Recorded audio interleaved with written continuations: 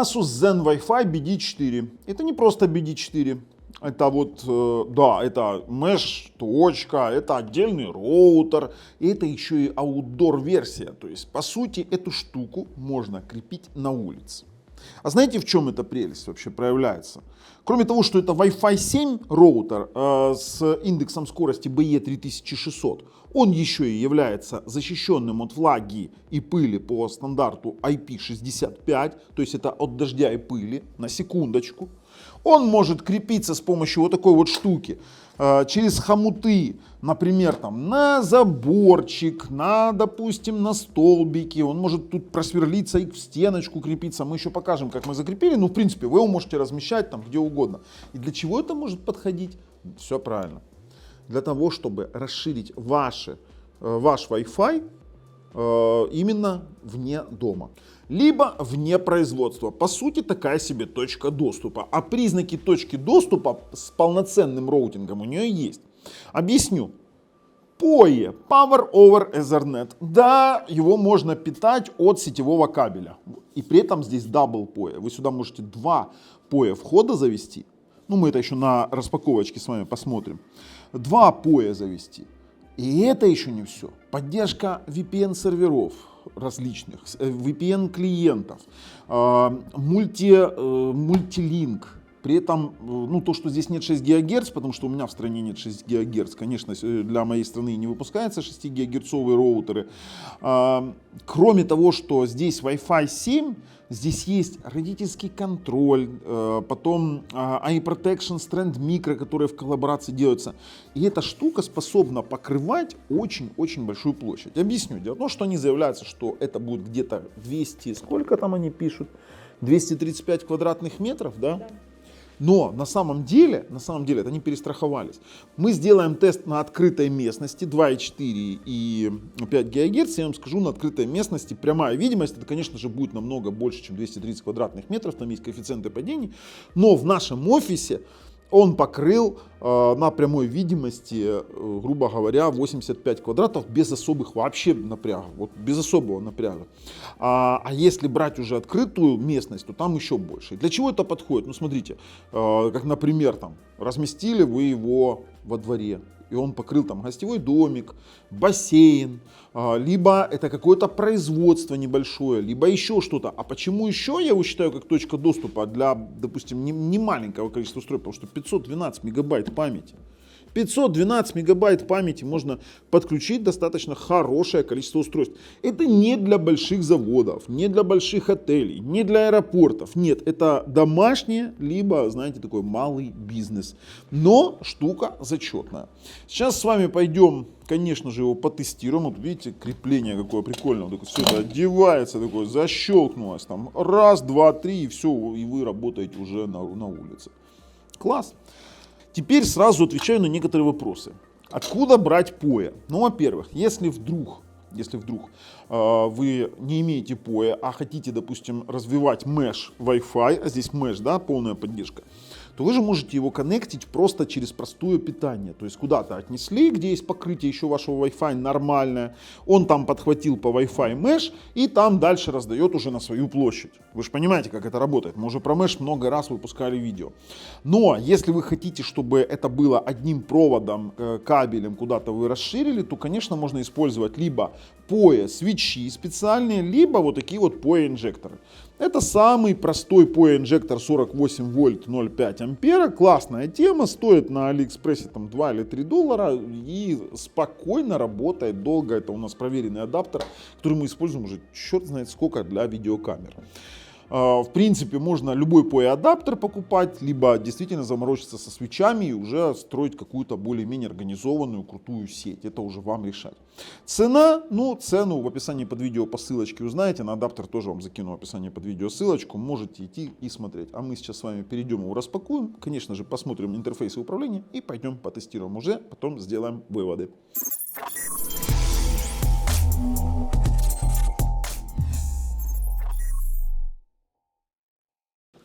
Так, смотрим. И сразу основные хайлайты. IP65 водозащита или пылезащита, то есть его можно размещать на улице. Конечно же, это не окунание под воду, но это от дождя. 2,5 гигабитные порты с PoE, на секундочку, это Power over Ethernet, то есть им не нужно будет дополнительное питание. Достаточно просто прокинуть кабель. Да, вот это очень классно. То есть вы можете организовать меш на улицу, либо вот где-то на предприятии даже, я вам скажу честно. От минус 30 до плюс 60, ну и, конечно же, бесшовное покрытие, грубо говоря, улицы и внутрянки. 235 метров квадратных. А ну, смотрим, что у нас здесь. Смотрите, PoE switch, и видите, у нас это очень-очень круто все сделано. Давайте открывать, посмотрим, что он там из себя представляет. Это все-таки Zen Wi-Fi-чик. А ну. О, класс! Это ж у нас на одно. То есть мы вам обязательно сейчас покажем, как это все дело работает. Сам по себе роутер, смотрите, с креплениями, сразу говорю, с креплениями. Вот такая вот штукенция. При том, что крепление можно снять, если вы хотите его использовать дома. Также у него есть подставочка на ножках, мы можем его дома поставить. И это просто роутер. Так, здесь у нас только кабели и в принципе все. И теперь смотрим.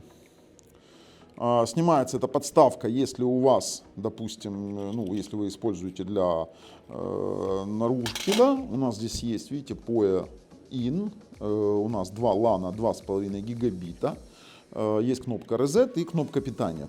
Это питание нужно только если вы его располагаете дома, то есть вы поставили, подключили и как домашняя точка доступа именно Mesh. Но нам он интересен как outdoor роутер, да. Вы замонтировали сюда кабели и в принципе уже все можно вот его просто-напросто замонтировать обратно. То есть здесь вот эти заглушки можно поставить на место, как мы видим. Вот так вот это все дело выглядит, это если кабелей нету.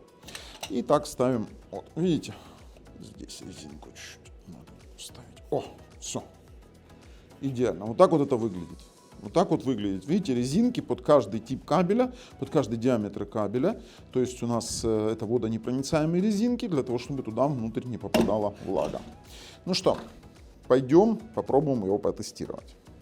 Начнем именно с описания самого роутера, конечно же, двухдиапазонный расширяемый маршрутизатор Wi-Fi 7, 802.11b с поддержкой Mesh, скорость до 3600 мегабит в секунду, это тотальная скорость и покрытие до 2530 квадратных фунтов, это сколько там, 250 квадратных метров, да? Два порта 2.5G, питание по PoE, да? Степень защиты IP65 и 3 идентификатора, можно сети ставить.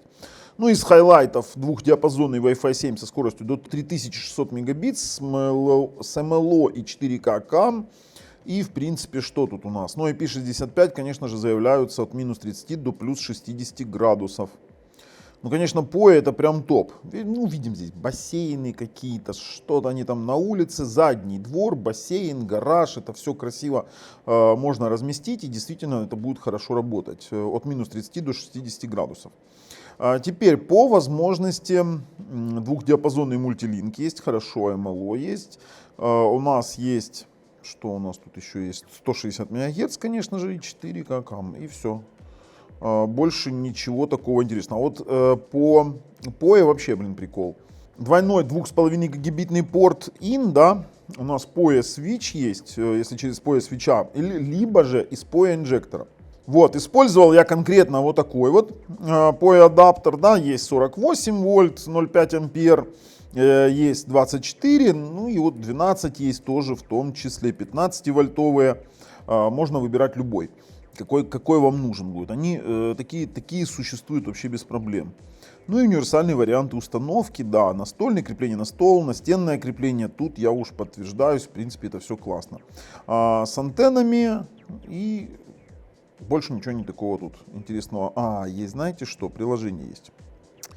Приложение есть, и приложение мы сейчас прям посмотрим. Сеть интернета вещей. Кстати, отдельная сеть для умного дома есть. Это тоже классно. Ну и, конечно же, VPN, WireGuard до 300 мегабит и OpenVPN до 150 мегабит. несколько VPN подключений, мгновенная защита. Много всего написано. Это такое уже больше бизнес-решение, хотя для домашнего пользования это, конечно же, идеально все подходит. Давайте посмотрим с вами на панель управления, потому что вот много всего заявлено. Давайте посмотрим. iMesh, конечно же, поддержка есть. Смотрите, есть карта сети. Все стандартно. Конечно же, у нас USB нет. 4 ядра, как мы видим. А слушайте, а вот хорошо. А где технические характеристики? Давайте посмотрим. Мне же интересно, какой здесь у нас процессор стоит, хотя бы сколько ядер, обычно так скрывают. 688 мегабит это тотальная суммарная скорость всех устройств в 2.4. 2882 мегабита это тотальная скорость всех 5 гигагерцовых устройств. И, конечно же, у нас внутренних антенн 2 штучки. 1,5 ГГц 4-ядерный процессор. Вот, кстати, прикол. Флеш 128, хорошо, а RAM 512, это прям отлично. Ну и, конечно же, поддержка FDMA, бимформинг, это формирование луча. 2 2,5 гигабайтных выхода, вернее входа. И у нас VPN клиент LTTP, клиент OpenVPN. Дальше у нас клиент PPTP, клиент WireGuard и серверы IPsec, OpenVPN, сервер PPTP, WireGuard и VPN Fusion. Нифига себе. На самом-то деле очень даже неплохо. Давайте рассматривать дальше. Ну, мы видим сразу, что WPA3 поддерживается, в сети, что у нас. Так, мы можем организовать с вами гостевую сеть, детскую сеть, сеть интернета вещей и МЛО сеть. Сами по себе сети, видите, как мы можем управлять здесь. Включать, кстати, можем объединять 5 ГГц и 2,4 для каждой сети. То есть, грубо говоря, мы можем совмещать сеть. Есть мультилинк connection, так, у нас шифрование, WPA3 Personal есть, персональный, максимальный. В 5 ГГц, что у нас есть? Режим Wi-Fi 7, конечно же. Тоже 5 ГГц, настройки радиус. Знаете, все достаточно стандартно. Есть Eye Protection.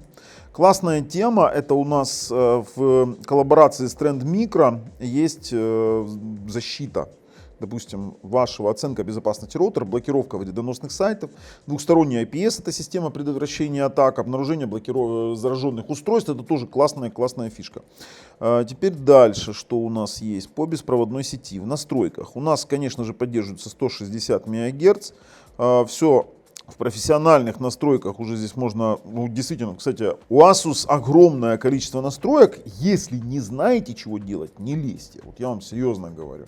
Каналы, кстати, поддерживаются у нас от 36 до 140 в 5 ГГц и от 1 до 13 в 2,4.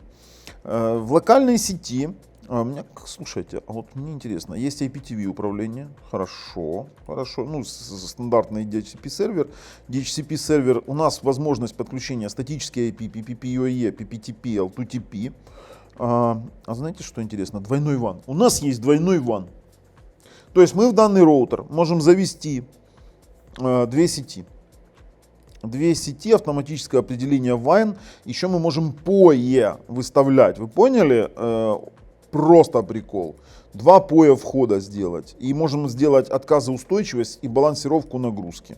Есть переключатель портов, переадресация, поддержка демилитаризованных зон, DDNS и NAT Pass-Through.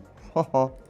А вот по VPN. По VPN прикол. Видите, PPTP, OpenVPN, IPsec, WireGuard это в серверах. VPN Fusion поддержка у нас. И Instant Guard, а также у нас, конечно же, клиенты есть. Слушайте, хорош. Роутер действительно хорош в плане вот такого решения Outdoor. Да? Outdoor это просто классное решение. Фильтр ключевых слов. Это у нас мы дошли до конкретно брандмауэра. Ну и администрирование. Тут мы уже можем выбирать либо это узел iMesh, либо режим точки доступа, либо беспроводной роутер. Обновлять микропрограммы, сетевые, системные настройки элементарные. И в принципе уже тоже все. Остальное это у нас все системный журнал и системные утилиты. Такие как Ping, Traceroute, Lookup, Netstat, Wacom LAN поддерживает. Все в принципе более-менее понятно. Теперь смотрите, я хочу включить запись экрана. и включить настроечки. У нас есть с вами приложение, которое позволяет управлять полностью вашим роутером. То есть у нас здесь есть и сеть, и управление iMesh. Вот полное отражение того, что есть в самом вот этом вот веб-интерфейсе. То есть сеть LAN, есть WAN управление. О, Asus DDNS здесь даже есть. Ух ты, прикол. У нас есть, видите, график в реальном времени, есть управление устройствами, подсказки различные, есть даже профили для того, чтобы управлять активностью в интернете, есть диагностика и, конечно же, QoS. Тут же можно управлять, видите, теми же самыми серверами VPN и Fusion VPN, смотрите. Так что все круто. Слушайте, есть предложение потестировать Wi-Fi. Тестировать Wi-Fi будем на смартфоне. Каким образом это сейчас сделаем? Мы протестируем покрытие здесь. И потом возле двери это indoor мы сделаем, то есть внутри помещения. А потом я его перетащу на улицу. Покажем вам, как оно закреплено. В принципе, как, вот, самый элементарный момент. Я хочу протестировать площадь тестирования. А потом сюда вернемся и посчитаем, сколько же по площади у нас получилось 2,4 и 5 ГГц. Ну, смотрите, тесты внутри. Это самое элементарное, что мы можем сделать, да, то есть мы видим здесь по Wi-Fi анализеру у нас покрытие, они самые классные, но мы должны с вами зафиксировать базовую скорость вот прямо возле роутера. Это мой рабочий стол, пожалуйста, вот роутер стоит у меня на рабочем столе. То есть на текущий момент у нас скорость там в пике была 1,8. А ну давайте посмотрим, сколько мы приближаемся к 1,8. Вообще максимально, что я видел, это 2 гигабита. Сейчас закончится тест. 1,7 гигабита на загрузку и где-то приблизительно столько же должно быть на выгрузку. 1,5. Хорошо. Пошли теперь дальше. У нас в принципе студия это вот как такая себе прямая трехкомнатная большая квартира. То есть первый тест мы делаем вот здесь. Расстояние, чтобы вы понимали, это больше, чем в моей трешке. И мы делаем тест покрытия. Обычно здесь уже вот такое вот покрытие где-то 50-60%, это хорошо уже. То есть это действительно хорошо. Смотрим. 800 это фактически там 50-900, это будет больше, чем 60%. То есть 876 это хорошо, то есть он покрывает отлично. Для индора подходит прям вообще отлично, для теста внутри. Но что же на улице, да, все-таки это аутдор, ну здесь 876 на 769, то есть он покрыл полностью наши там 80 квадратов фактически офиса, то есть вот если брать там по прямой, то есть здесь там метров даже 15 будет, если посмотрите, что да, смотрите. То есть аж туда, это нормально, это хорошие показатели. Но давайте перейдем к аутдору. А, кстати, здесь сейчас покажу вам Wi-Fi анализер, как у нас выглядит по покрытию. У нас слишком сильно здесь, видите, перекрыто у нас, смотрите, сколько роутеров в 5 ГГц. О, все, вот он. И мы вот перебили вот наши, видите, то есть у нас Asus 5 Game там есть, а это вот у нас аутдоры, вот эти вот висят. И они лучше, чем какие-то там рядом соседские. Они перекрывают. Кстати, я бы поигрался здесь еще и в каналах. Где-то бы его засунул бы 56-й, 60-й. Но мы суть-то дела. Мы сейчас тестируем конкретно возможности покрытия. Теперь 2.4 тестируем. 2.4 тест. То же самое мы должны переключиться на 2.4. Смотрите, базовый коннект на 2.4 у нас 344, прыгнул на 172. Но мы должны с вами замерить фактическую скорость возле. А вот смотрите, фактическая у нас 400, было в пике 430. Ну, 2.4 он вообще плавающий. Я вам сейчас покажу, сколько здесь 2.4 сетей, вы охренеете. Почему я говорю 2.4 ГГц, уже давным-давно от него пора избавляться. Смотрите, 365 на 181. Пошли.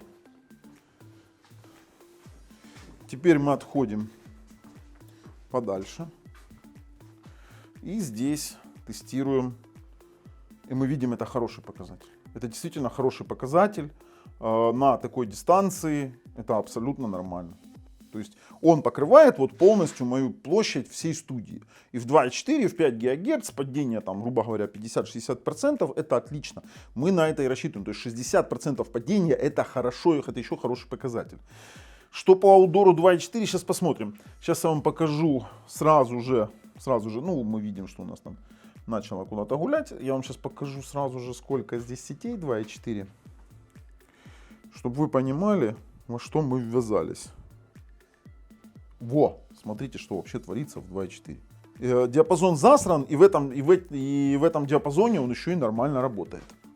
Итак, смотрите, крепление, в принципе, ну, очень удобно сделано. Конечно, если к стене вы можете засвердиться сюда винтами.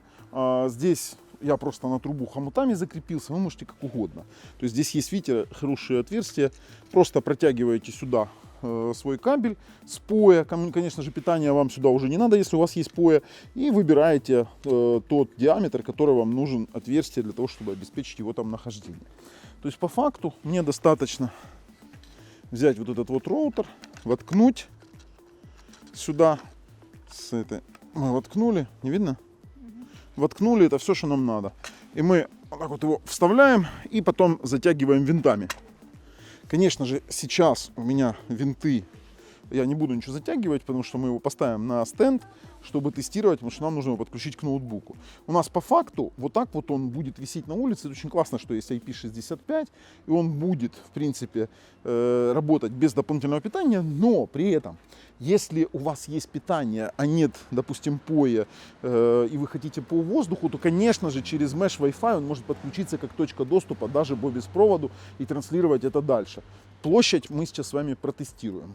Смотрите, идеальное условие для тестов. Мне надо понять площадь, какую оно покрывает. И базово мы сейчас 5 ГГц меряем возле роутера. Потому что на 5 ГГц он, конечно, покрывает. И мне надо добиться где-то вот до 300 мегабит падения. Я отойду, где-то найду. Но я уже, в принципе, мерял, я уже знаю. Вы сейчас будете удивлены. Ух ты, базовая скорость 1,7 на... Давайте... на 1,6, 1,7. На 1,8 даже. Нифига себе. На 1,9. Да ладно, остановись, стой. Итак, смотрим. Смотрите, вот там вот роутер, там где синие окошки. Вот там вот очень-очень далеко. И теперь смотрим. 470 на 400. И это 60 метров. Вот я сейчас пройду обратно большими шагами. Такими прям огромными. Вы поймете, что это у нас за расстояние. Смотрите. 1, 2, 4, 5, 6, 8, 9, 10, 11, 13, 14, 15, 17, 18, 19, 1, 22, 23, 6. Короче, 30, 31, 32, 33, 34, 36, 37, 38, 39, 41, 42, 43, 44, 45, 46. 46 прямых метров вот до туда. Давайте сейчас тестировать 2.4. 2.4 не так хорошо. 2.4 намного хуже. Но, в принципе, в современных роутерах это уже такая нормальная тенденция того, что 2.4 у нас хуже работает. Давайте. Потому что 40 МГц, в принципе, обеспечить дальность на 40 МГц тяжело. Давайте сейчас посмотрим. Вот на 20 МГц будет хорошо обеспечивать дальность, но 40 МГц будет это. Но на 20 не будет скорости вообще никакой. И то тут, смотрите, сильно загруженное. Мы возле дома стоим, сильно много сетей. А теперь давайте я отойду. Смотрите. Раз, 3, 4, 5, 6, 8, 9, 10, 11, 12, 14, 15, 16, 17, 19, 20, 21, 22, 4, 25. Ну, давайте будем брать 25 метров. И здесь уже покрытие будет, ну вот видите, оно уже не такое радужное, как хотелось бы. То есть падение там процентов 60, больше 60, это уже такой предел падения, скажем так. 56 мегабит. Вон он, роутер стоит. Это на загрузку 64 средняя, на отдачу уже здесь 30-40. Давай, на 35. Ну что ж, пошли посчитаем, какие площади он покрыл. Слушайте, ну потестировали. Теперь интересно у нас получается, да? Интересно получается очень сильно, потому что я проводил кое-какие расчеты. И я верю в его заявленное покрытие в 250 квадратных метров, да, допустим, там на доме. В доме, вернее. 25 метров у нас в среднем получился начальный радиус. Эффективный радиус у нас получается 15 метров. Это с коэффициентом минус 40% однозначно. Это обыкновенная квартира. И у нас получается площадь покрытия 709 квадратных метров. Ну, грубо говоря, SPR квадрат, да, у нас, если брать, то 15 получается 3, ну, давайте брать 14, 16, это π, да, умножаем на 225, потому что мы в квадрате берем, да, и получаем приблизительно 706 квадратных метров. Почему я не верю в это? Верю, и вот у нас получается приблизительно, если брать в 5 гигагерцовом диапазоне прямая видимость без преград, это будет 1964 метра приблизительно. Вообще я вам скажу, если брать вот в поле поставить и брать без коэффициентов падения, то у нас получается площадь покрытия чистая, круговая, без каких-либо преград 6664 квадратных метра. Вот так вот. Это прям вот топ. Это прям вот топ, и мне вот прям этот аутдор понравился. В 2.4 слабее, в 2.4, конечно же, 22 метра отойдете, там уже, да, такое падение до 30% остаточной мощности. А вот в 5 гигагерцах я там отходил 45-60 метров, это просто трэш, он покрывает. Он покрывает, что такое, смотрите, что такое 60 метров, да? Если мы сейчас с вами берем 60 в квадрате, умножаем на 60 и умножаем на 3, 14, да, это 11 тысяч квадратных метров. Это в радиусе круга, да, ну это есть как есть. Но вот теперь давайте реальные вещи, это максимально теоретическая возможная площадь. А реальные вещи, то да, одна башенка в доме, допустим, среднестатистическим, даже без учета кирпича, покроет 250 квадратных метров запросто, которая будет расположена в центре. Вообще очень даже запросто. Давайте пройдем и сделаем выводы. А выводы очень простые. Не часто встретишь вот Wi-Fi 7 устройство, которое для наружного применения, с какими-то хорошими характеристиками, да еще и с понятным интуитивным управлением по типу как у Asus. Мне нравится. Единственное, что есть минусы, я всем обещал, что я буду рассказывать честно, и мы это сделаем. Я вам скажу.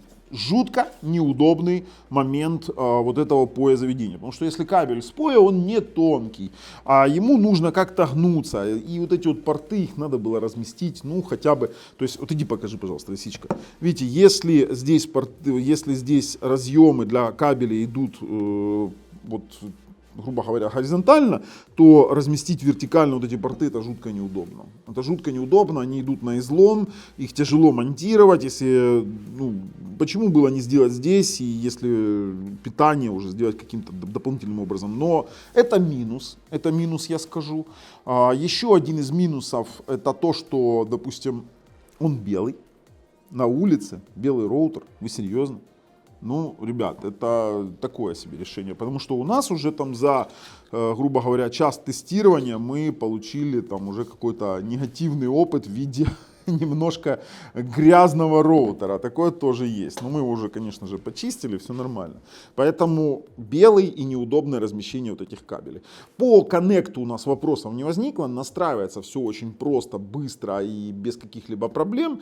Поэтому я рекомендую, но я вам свои минусы тоже свое фе сказал. Ну и цена, конечно, тоже немножечко кусается. В остальном все. С вами был Бабл на канале Технозон. Пока.